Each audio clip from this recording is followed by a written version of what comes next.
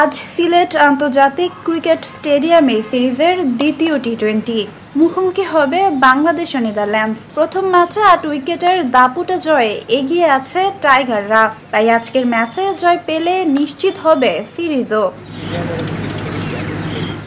Asia কাপের আগে এই সিরিজ বাংলাদেশের জন্য বড় প্রস্তুতি, তাই দ্বিতীয় ম্যাচে দলে নিয়ে আসতে পারে কিছু পরিবর্তন। আজ একাদশে দেখা যেতে পারে ৩ নতুন মুখ, wicket keeper batter Nurul Hasan Sohan, allrounder Mohammad Saifuddin আর শামীম হোসেন পাটোয়ারিকে।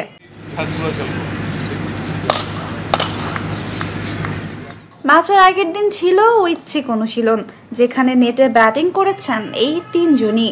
সাথে ছিলেন পাওয়ার হিটিং কোচ জুলিয়ান উড এবং প্রধান কোচ ফিল সিমন্স।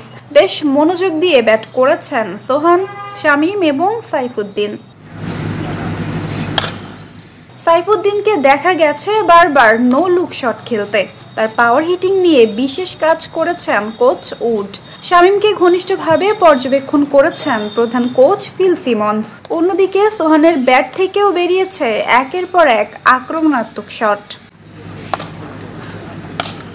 প্রথম ম্যাচে একাদশে ছিলেন না তারা কেউই, তবে আজ ফিরতে পারেন নুরুল হাসান সোহান। দীর্ঘ বিরতির পর তার প্রত্যাবর্তন ঘিরে সমর্থকদের প্রত্যাশা এখন আকাশচুম্বী। জাতীয় দলের জার্সিতে আবার কেমন পারফর্ম করেন সেটাই দেখার অপেক্ষা। অন্যদিকে জ্বর থেকে সেরে উঠেই অনুশীলনে ফিরেছেন শামীম হোসেন। তিনি খেলবেন কিনা তা নির্ভর করছে পুরোপুরি ম্যাচ ফিটনেসের উপর। যদি খেলেন তবে মধ্যমণি হতে পারেন তিনি, আর কোনো পেসারকে বিশ্রাম দিয়ে রোটেশনের অংশ হিসেবে জায়গা পেতে পারেন অলরাউন্ডার সাইফুদ্দিনও। প্রথম ম্যাচে নেদারল্যান্ডসকে সহজেই হারালেও দ্বিতীয় ম্যাচে একই ধারাবাহিকতা ধরে রাখতে চায় বাংলাদেশ। ব্যাটিং অর্ডারে আগ্রাসী ক্রিকেট, বোলিংয়ে উইকেট তুলে নেওয়ার ধারাবাহিকতা বজায় রাখা, এই দুই লক্ষ্য নিয়েই আজ মাঠে নামবে লিটন দাসের দল।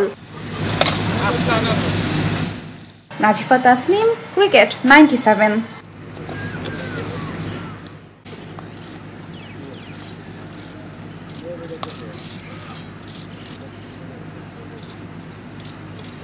দেখতে